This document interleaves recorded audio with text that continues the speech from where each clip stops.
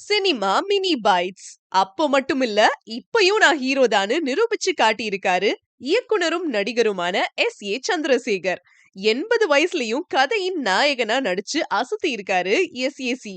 அறிமுக இயக்குனரான ஜெயவீரன் காமராஜ் இயக்கிய திரைப்படம் மோகினிப்பட்டி.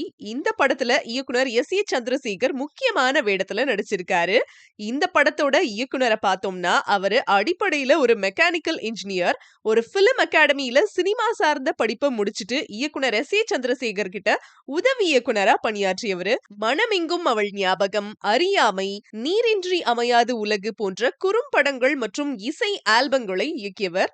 ஜெயவீரன் காமராஜ் தற்போது மோகினிப்பட்டி என்ற ஃபேண்டசி த்ரில்லர் படத்தை புதுவிதமான கதை களத்தில் நேர்த்தியாக எடுத்திருக்காரு.